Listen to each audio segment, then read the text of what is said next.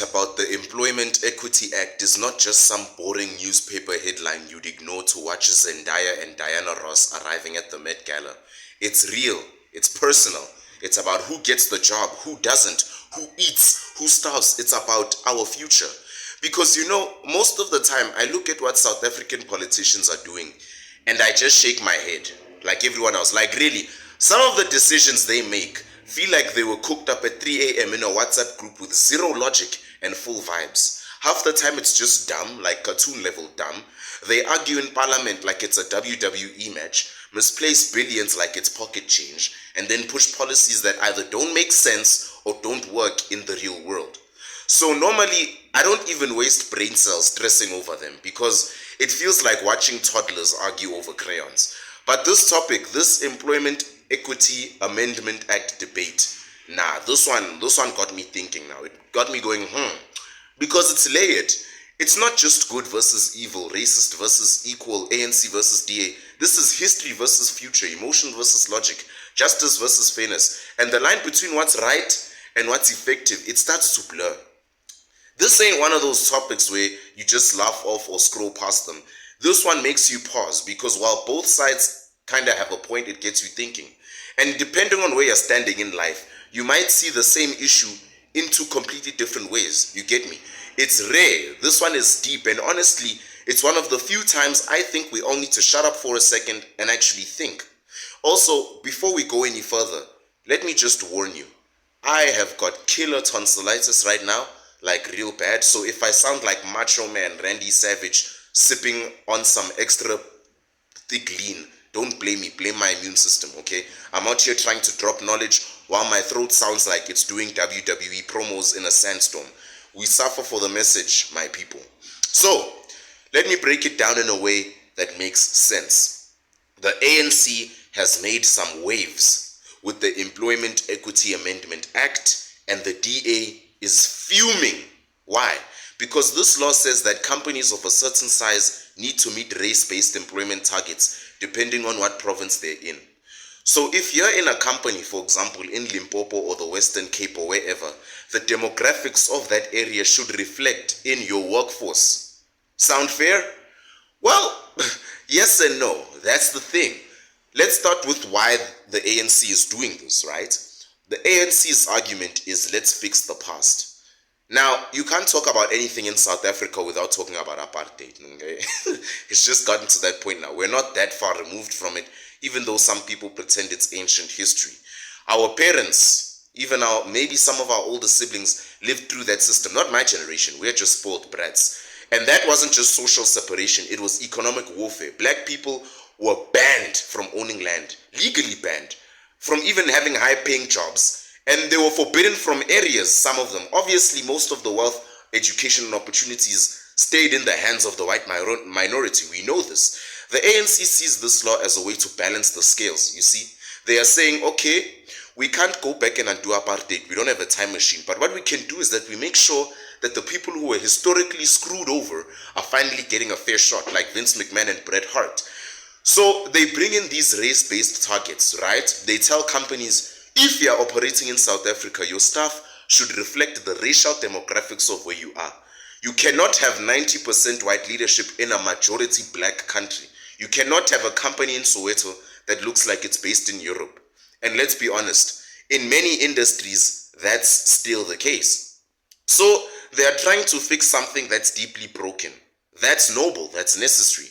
But here is the DA's argument. That is also not fair. And here's where the DA's argument starts making sense. Because the DA is saying, Mos, this is reverse racism. Their view is that you're now excluding qualified people based on their skin color just to meet some quota. Imagine a colored woman who's highly skilled but can't get a job because her company has to fill a certain number of black African roles. And it's not her fault, she's just mixed. Or a white guy who studied his entire life, has no connections and just wants to work but gets skipped because of the target. That doesn't feel like justice. It feels like punishment for something they never did. They also say it affects meritocracy. You know, the idea that the best person for the job should get the job, right? That's the idea. And look, we all know that connections and money and privilege often play a much bigger role than merit in this real world. But even so, shouldn't we be working towards a world where your skills, not your race, decide your future? I thought Angie Motshekga used to say that.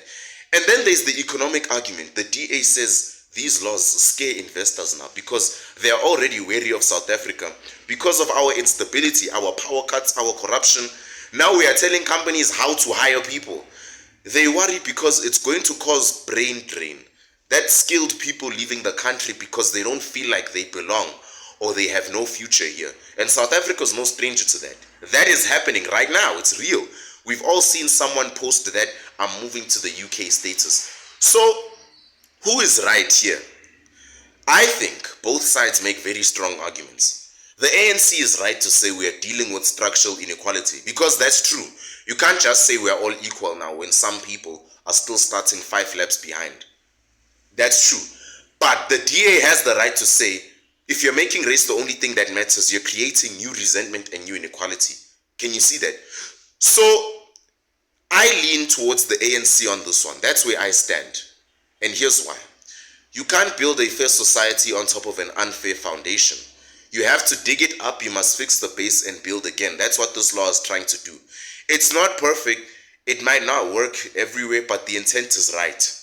It's not about punishing white South Africans. It's about empowering black South Africans, Indian South Africans, colored South Africans who have been kept out of the system for far too long. It's about changing who gets a chance. That doesn't mean lowering standards. It means widening access. You see what I'm saying? And if it makes companies uncomfortable, maybe they should be uncomfortable because comfort has never changed the world. Now let's talk solutions. And here's why I also lean on the DA side. This law alone is not going to fix inequality. We need better education.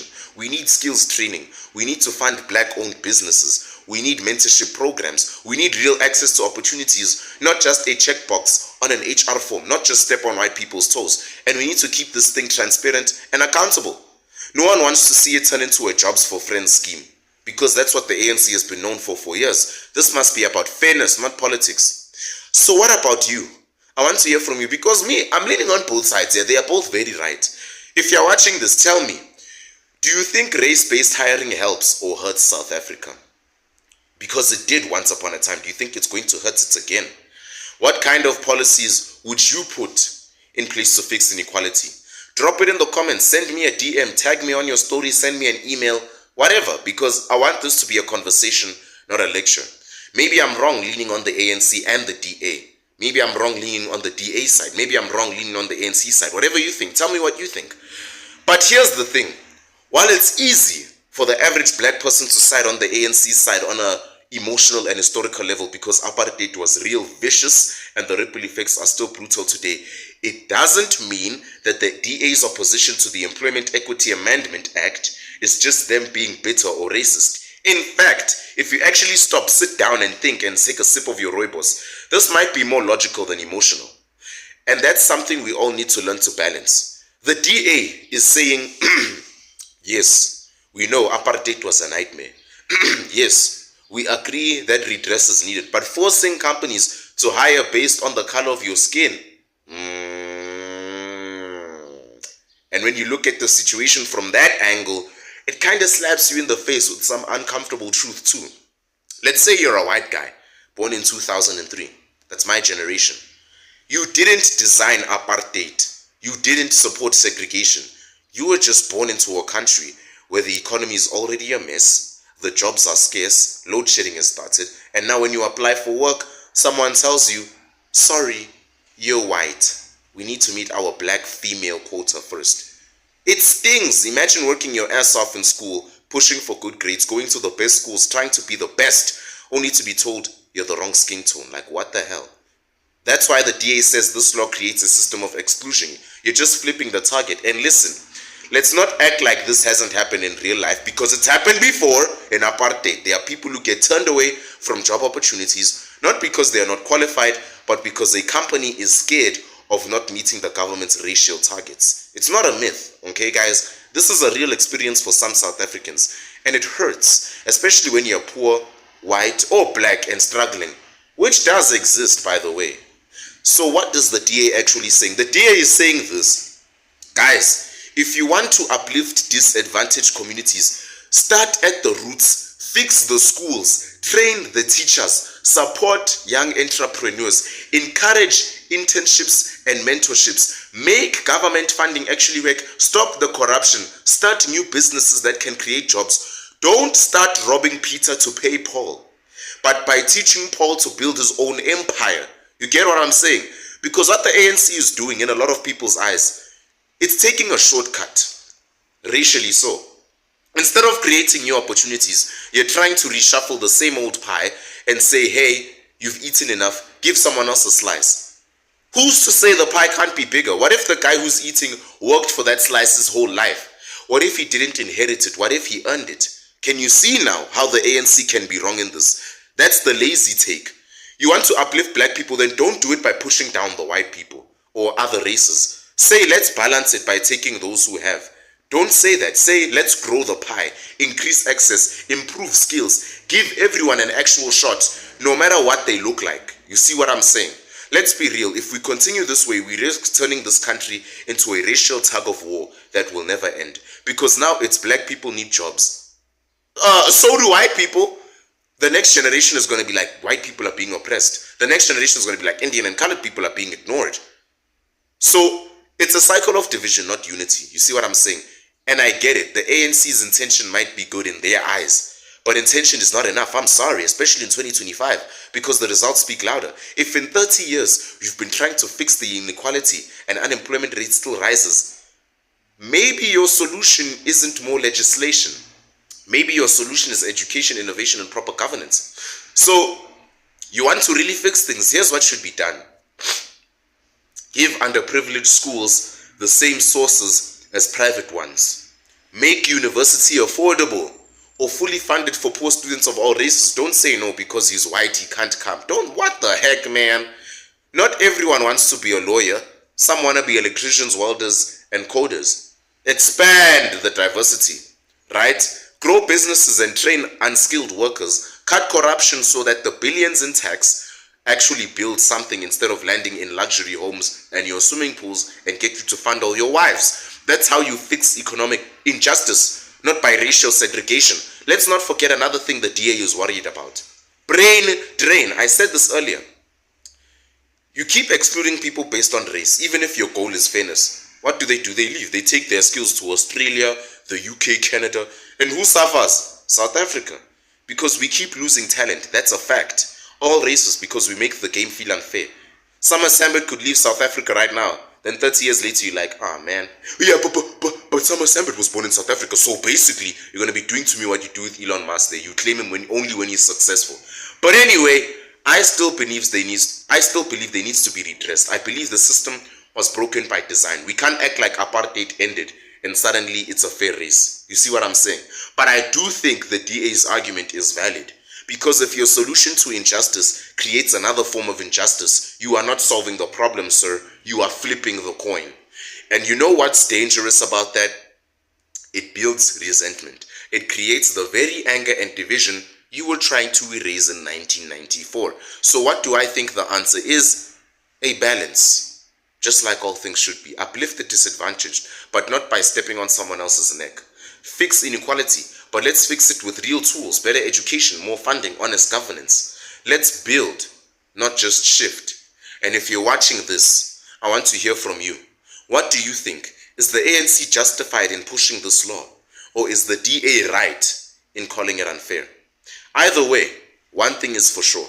South Africa deserves better ideas. Not just slogans and votes and not just racial segregation. Real deep generational transformation. Drop your thoughts below right now. Do it now. Let's get the conversation rolling. No filters, just truth. This is the Summer Sambit signing off, but never shutting up, even though I have serious tonsillitis. You want more conversations like this? Join my Realm of Reason Discord server where debates are fire. Youth-minded people everywhere. Minds are sharp and no topic is too hard to touch. Link in the bio. I'll see you there. Until then, stay alert, stay vigilant, and always question the narrative. Don't believe everything you see on the news.